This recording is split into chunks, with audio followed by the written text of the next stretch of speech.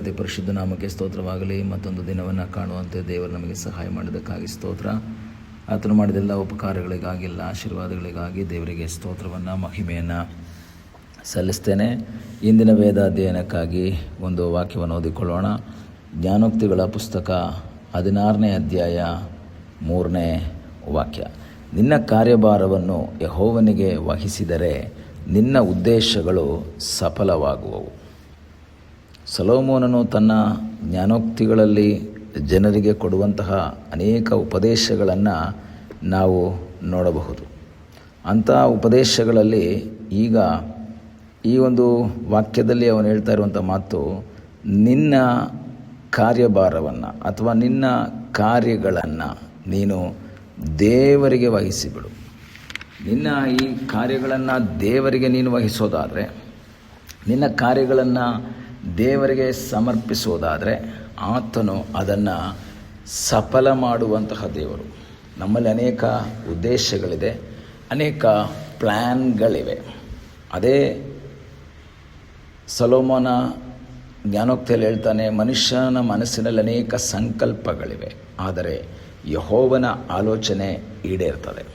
ಹಾಗಾದರೆ ಯೆಹೋವನ ಆಲೋಚನೆ ಈಡೇರ್ತದೆ ಅಂತ ಹೇಳಿದಂತಹ ಸೊಲೊಮೋನ ಇಲ್ಲಿ 16ನೇ ಅಧ್ಯಾಯದಲ್ಲಿ ಹೇಳುವಂತಹ ಒಂದು ಮಾತು ಏನು ಅಂದರೆ, ನಿನ್ನ ಕಾರ್ಯಭಾರವನ್ನು ಯೆಹೋವನಿಗೆ ವಹಿಸ್ಬಿಡು. ಅಥವಾ ನಿನ್ನ ವಿಷಯಗಳನ್ನು, ನಿನ್ನ ಸಮಸ್ಯೆಗಳನ್ನು, ನಿನ್ನ ವೇದನೆಗಳನ್ನು, ನಿನ್ನ ಕಷ್ಟಗಳನ್ನು ನೀನು ದೇವರಿಗೆ ವಹಿಸ್ಕೊಡು. ದಾವೀದ ಏನು ಹೇಳ್ತಾನೆ ನೋಡೋಣ. ಸೊಲೊಮೋನನ ತಂದೆಯಾದ ದಾವೀದ 37ನೇ ಕೀರ್ತನೆ 5ನೇ ವಾಕ್ಯದಲ್ಲಿ ಅವನು ಹೇಳುವಂತಹ ಒಂದು ಮಾತು, ನಿನ್ನ ಭೂಯಾತ್ರೆಯ ಚಿಂತೆಯನ್ನು ಯೆಹೋವನಿಗೆ ವಹಿಸಿಬಿಟ್ಟು ಭರವಸದಿಂದಿರು, ಆತನೇ ಅದನ್ನು ಸಾಗಿಸುವನು. ಅಪ್ಪ ಹೇಳ್ತಾರೆ, ನಿನ್ನ ಭೂಯಾತ್ರೆಯ ಚಿಂತೆಯನ್ನು ಯೆಹೋವನಿಗೆ ವಹಿಸಿಬಿಡು. ಮಗ ಹೇಳ್ತಾನೆ, ನಿನ್ನ ಕಾರ್ಯಭಾರವನ್ನು ಯೆಹೋವನಿಗೆ ವಹಿಸಿಬಿಡು. ಕಾರಣ, ದೇವರ ಮೇಲೆ ಪೂರ್ಣವಾಗಿ ಭರವಸೆ ಬಿಟ್ಟ, ದೇವರ ಸಹಾಯವನ್ನು ಹೊಂದಿದಂತಹ ಅಪ್ಪ ಮಗ ಮಾತಾಡ್ತಾ ಇರುವಂತಹ ಮಾತುಗಳು. ನಿಮ್ಮ ಜೀವಿತದಲ್ಲಿ ಎಷ್ಟೇ ಸಮಸ್ಯೆಗಳು ಬರಲಿ, ವೇದನೆಗಳು ಬರಲಿ, ಇಕ್ಕಟ್ಟುಗಳು ಬರಲಿ, ಕೊರತೆಗಳು ಬರಲಿ, ದೇವರಿಗೆ ಆ ವಿಷಯಗಳನ್ನು ಒಪ್ಪಿಸಿಬಿಡಬೇಕು. ನಿನ್ನ ಭೂಯಾತ್ರೆಯ ಚಿಂತೆಯನ್ನು ದೇವರಿಗೆ ವಹಿಸಿಬಿಡು ಅಥವಾ ದೇವರ ಕೈಗಳಿಗೆ ಕೊಡು. ಆತನು ನಿನಗಾಗಿ ಅದ್ಭುತವನ್ನು ಮಾಡೋದಕ್ಕೆ ಶಕ್ತನಾಗಿದ್ದಾನೆ. ಆತನು ಸಾಗಿಸುವುದಕ್ಕೆ, ಮುನ್ನಡೆಸುವುದಕ್ಕೆ, ದಾರಿ ತೋರಿಸುವುದಕ್ಕೆ ಶಕ್ತನಾದ ಒಬ್ಬ ದೇವರಾಗಿದ್ದಾನೆ. ನಿನ್ನ ಜೀವಿತದ ಎಲ್ಲ ಸನ್ನಿವೇಶಗಳಲ್ಲಿ ನಿನ್ನ ಸಂಗಡ ಇದ್ದು ನಿನ್ನನ್ನು ಆಶೀರ್ವದಿಸುವಂತಹ ಸರ್ವಶಕ್ತನಾದ ಒಬ್ಬ ದೇವರು ಜೀವಿಸ್ತಾ ಇದ್ದಾನೆ. ಎಷ್ಟೋ ಸಂದರ್ಭಗಳಲ್ಲಿ ನಾವು ಯೋಚನೆ ಮಾಡ್ತೀವಿ, ನಮ್ಮ ಬದುಕನ್ನು, ನಮ್ಮ ಕಾರ್ಯಗಳನ್ನು ನೋಡ್ಕೊಳ್ಳೋಕೆ ಯಾರೂ ಇಲ್ಲ, ನನಗೆ ಒಬ್ಬ ಗಾಡ್ ಫಾದರ್ ಇಲ್ಲ, ನನ್ನ ಸಂಗಡ ಯಾರೂ ಆಲೋಚನೆ ಹೇಳೋದಕ್ಕಿಲ್ಲ, ಮಾರ್ಗದರ್ಶನ ನೀಡೋದಕ್ಕಿಲ್ಲ. ಆದರೆ ವಾಕ್ಯ ಹೇಳ್ತದೆ, ನೀನು ಈ ಲೋಕದ ಗಾಡ್ ಫಾದರ್ನ ನೋಡಬೇಡ.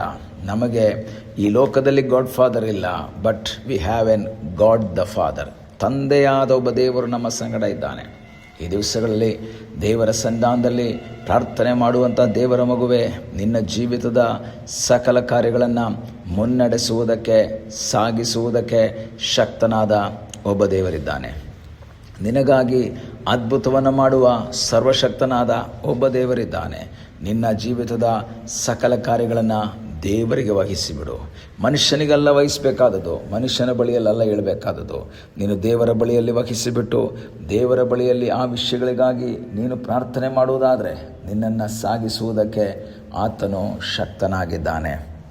ನಿನ್ನ ಕಾರ್ಯಭಾರವನ್ನು, ನಿನ್ನ ಜೀವಿತದ ಕಾರ್ಯಗಳನ್ನು, ನೀನು ಮಾಡಬೇಕಾದ ಎಲ್ಲ ಕಾರ್ಯಗಳನ್ನು ನೀನು ದೇವರಿಗೆ ವಹಿಸಿಬಿಡು. ಒಂದು ವೇಳೆ ಇವತ್ತು ದಾರಿ ಕಾಣದೆ, ಏನು ಮಾಡಬೇಕು ಅಂತ ಗೊತ್ತಿಲ್ಲದೆ, ಯಾರಿದ್ದಾರೆ ನನ್ನ ಜೊತೆಯಲ್ಲಿ, ನನಗೆ ಸಹಾಯ ಮಾಡೋಕ್ಕೆ ಯಾರೂ ಇಲ್ಲ, ನನ್ನ ಸಂಗಡ ಯಾರೂ ಇಲ್ಲ ಎಂಬ ನಿರಾಶೆ ನಿನ್ನನ್ನು ಕಾಡ್ತಾ ಇದೆಯಾ? ನನಗೋಸ್ಕರ ಮಾತನಾಡುವವರಿಲ್ಲ, ನನಗೆ ಮಾರ್ಗದರ್ಶನ ನೀಡುವವರಿಲ್ಲ, ಆಲೋಚನೆ ಹೇಳೋರಿಲ್ಲ, ನನ್ನ ಕುಟುಂಬದಲ್ಲಿ ಎಲ್ಲರೂ ನನಗೆ ವಿರುದ್ಧವಾಗಿದ್ದಾರೆ. ಈ ರೀತಿಯ ಯೋಚನೆ, ಈ ರೀತಿಯ ಬೇಸರ, ಈ ರೀತಿಯ ನಿರಾಶೆ ನಿನ್ನನ್ನು ಕಾಡ್ತಾ ಇದ್ದರೆ ಈ ಬೆಳಗ್ಗೆ ವಾಕ್ಯದ ಮೂಲಕ ನಿನಗೆ ತಿಳಿಸುತ್ತಾ ಇದ್ದೇನೆ, ಇಲ್ಲ, ನಿನ್ನನ್ನು ನೋಡಿಕೊಳ್ಳುವ ದೇವರಿದ್ದಾನೆ. ನಿನ್ನ ಜೀವಿತವನ್ನು ಮುಂದೆಡಿಸುವುದಕ್ಕೆ, ಸಾಗಿಸುವುದಕ್ಕೆ, ಆಶೀರ್ವಾದಕರವಾದ ರೀತಿಯಲ್ಲಿ ಮುನ್ನಡೆಸುವುದಕ್ಕೆ ಶಕ್ತನಾದೊಬ್ಬ ದೇವರಿದ್ದಾನೆ. ನೀನು ಆತನಲ್ಲಿ ಭರವಸೆ ಬಿಡು. ನಿನ್ನ ವಿಷಯಗಳನ್ನೆಲ್ಲ ಆತನಿಗೆ ಸಮರ್ಪಿಸು. ದಾವೀದನು ಹೇಳಿದ ಹಾಗೆ ನಿನ್ನ ಭೂಯಾತ್ರೆಯಲ್ಲಿ ಅನೇಕ ಚಿಂತೆಗಳಿದ್ದಾವೆ, ಅನೇಕ ವೇದನೆಗಳಿಂದ ನೀನು ಬಳಲ್ತಾ ಇದೆಯಾ, ಅನೇಕ ಕಷ್ಟಗಳು ನಿನ್ನನ್ನು ಹಿಡ್ಕೊಂಡ್ಬಿಟ್ಟಿದೆ. ಅದರಿಂದ ಹೊರಬರುವುದಕ್ಕೆ ಸಾಧ್ಯವಿಲ್ಲದೆ ನೀನು ನಿರಾಶನಾಗಿರುವುದಾದರೆ ಈ ಬೆಳಗ್ಗೆ ವಾಕ್ಯವನ್ನು ಕೇಳು. ನಿನ್ನ ಭೂಯಾತ್ರೆಯ ಚಿಂತೆಯನ್ನು ಯೆಹೋವನಿಗೆ ವಹಿಸಿಬಿಟ್ಟು ಭರವಸೆದಿಂದಿರು. Be confident. ನೀನು ಕಾನ್ಫಿಡೆಂಟ್ ಆಗಿರು. ನಿನಗಾಗಿ ಅದ್ಭುತವನ್ನು ಮಾಡುವ ಸರ್ವಶಕ್ತನಾದೊಬ್ಬ ದೇವರಿದ್ದಾನೆ. ನೀನು ಒಪ್ಪಿಸ್ಬಿಟ್ಟು ನೀನು ಟೆನ್ಷನ್ ಮಾಡ್ಕೋಬೇಡ. ಯಾರ ಕೈಯಲ್ಲಿ ಕೊಟ್ಟಿದೆಯಾ? ಸರ್ವಶಕ್ತನಾದ ದೇವರ ಕೈಯಲ್ಲಿ. ನಿನ್ನ ವಿಷಯಗಳನ್ನೆಲ್ಲ ಕೊಟ್ಟಿರುವಾಗ ನೀನು ನಿರಾಶೆ ಪಡದೆ ಆತನಲ್ಲೇ ಆಶ್ರಯಿಸು. ಆತನ ಚಿತ್ತಕ್ಕೆ ವಿಧೇಯನಾಗಿರು. ಆತನು ನಿನ್ನನ್ನು ಅದ್ಭುತಕರವಾಗಿ ನಡೆಸುವುದಕ್ಕೆ ಶಕ್ತನಾದ ಒಬ್ಬ ದೇವರಾಗಿದ್ದಾನೆ. ನಿನಗೋಸ್ಕರ ಜೀವಿತವನ್ನು ಮುನ್ನಡೆಸುವುದಕ್ಕೆ ಸಹಾಯ ಮಾಡುವುದಕ್ಕೆ ಶಕ್ತನಾದ ಒಬ್ಬ ದೇವರು. ಕಣ್ಣುಗಳನ್ನ ಮುಚ್ಚೋಣ, ಪ್ರಾರ್ಥಿಸೋಣ. ನಮ್ಮನ್ನು ಬಹಳವಾಗಿ ಪ್ರೀತಿ ಮಾಡುವ ಪರಲೋಕದ ತಂದೆಯಾದ ದೇವರೇ, ಈ ಸಮಯಕ್ಕಾಗಿ ಸ್ತೋತ್ರ. ಈ ಸಮಯದಲ್ಲಿ ಮತ್ತೊಂದು ಆವರ್ತಿ ನಿನ್ನ ಸನ್ನಿಧಾನಕ್ಕೆ ನಾವು ಬಂದಿದ್ದೇವೆ ಅಪ್ಪ. ನಮ್ಮ ಜೀವಿತದ ಎಲ್ಲ ಕಾರ್ಯಗಳನ್ನು ನಾವು ಮನುಷ್ಯರಿಗೆ ಒಪ್ಪಿಸದೆ ನಿನಗೆ ಒಪ್ಪಿಸಿ ನಿನ್ನಿಂದ ಆಶೀರ್ವಾದ ಹೊಂದಿಕೊಳ್ಳುವಂತೆ ಕರ್ತನೇ ಕೃಪೆ ಮಾಡು.